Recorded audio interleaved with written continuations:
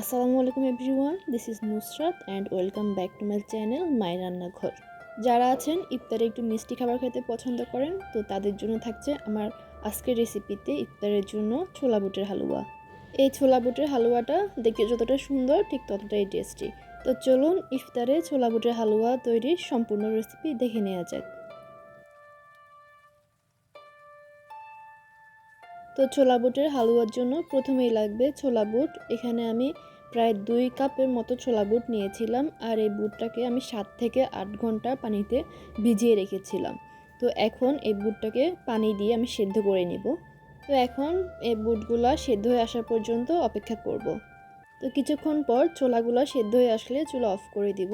আমি একটা দেখাচ্ছি, এই যে ছোলাগুলো এমন সেদ্ধ হয়েছে। আর এখানে আমি পানি সম্পূর্ণ শুকিয়ে নিয়েছি। যদি আপনারা পানি না শুকান সেক্ষেত্রে পানিটাকে আপনারা সরিয়ে নেবেন। আর হলো এই বুটটাকে আমি এখন পানি ছাড়াই ব্লেন্ড করে নিব।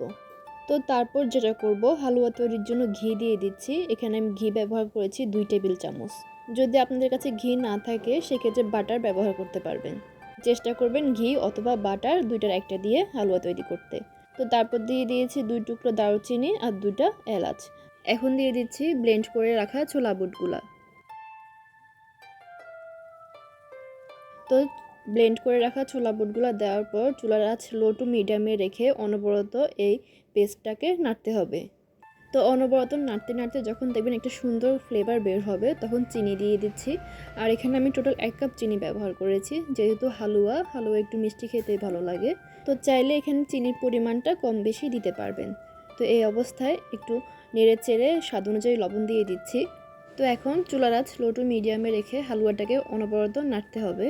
তো নাড়তে নাড়তে যখন শুকিয়ে আসবে তো তখন দিয়ে দিচ্ছি 1/2 কাপের মতো গুঁড়া দুধ।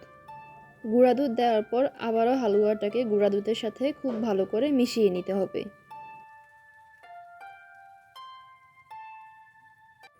হালুয়ার সাথে গুঁড়া দুধ মেশানো হয়ে গেলে এখন আমি ফুড কালার ব্যবহার করব।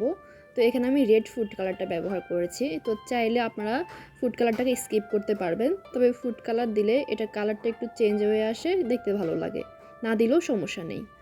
ফুড কালারটার পরিমাণ বুঝে দিবেন। অনেক সময় দেখা যায় ফুড কালার বেশি হয়ে গেলে খাবার তিতা হয়ে যায়, তো সেক্ষেত্রে পরিমাণ বুঝে দিবেন।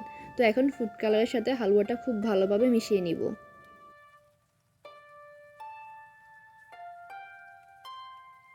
হালুয়ার সাথে ফুড কালারটা মেশানো হয়ে গেলে হালুয়া রেডি হয়ে যাবে। আর সবশেষে আমি নামানোর আগে একটু ঘি দিয়ে দিচ্ছি, এতে করে হালুয়ার মধ্যে থেকে একটা সুন্দর ফ্লেভার ছড়াবে। তো এখন চুলা অফ করে দিব। তো এখন একটা প্লেটে আমি হালুয়াটাকে সেট করব।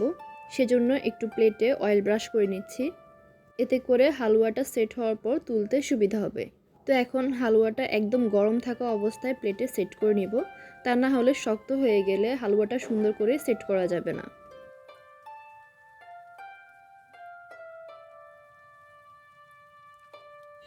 হালুয়া সেট করা হয়ে গেলে উপর থেকে একটু আমি বিভিন্ন ধরনের বাদাম ছড়িয়ে দিচ্ছি, এতে করে দেখতে সুন্দর লাগবে। চাইলে এখানে কিশমিশও ব্যবহার করা যাবে। তো হাতের কাছে যদি বাদাম না থাকে সেক্ষেত্রে স্কিপ করতে পারবেন। বাদাম ছড়ানো হয়ে গেলে বাদামগুলোকে একটু হাত দিয়ে চেপে দিব, এতে করে বাদামগুলো হালুয়ার মধ্যে সেট হয়ে যাবে। তো এখন হালুয়াটা নরম থাকা অবস্থায় কেটে নিচ্ছি। আমি আমার মতো করে কেটে নিচ্ছি, আপনারা চাইলে আপনাদের মতো করে যে কোনো শেপ দিয়ে নিতে পারবেন। কাটা হয়ে গেলে এই হালুয়াটাকে আমি রেস্টে রাখবো 4 থেকে 5 ঘন্টার জন্য। তো আপনারা চাইলে নর্মাল ফ্রিজেও রাখতে পারবেন। ফিরে আসছি 4 থেকে 5 ঘন্টা পর।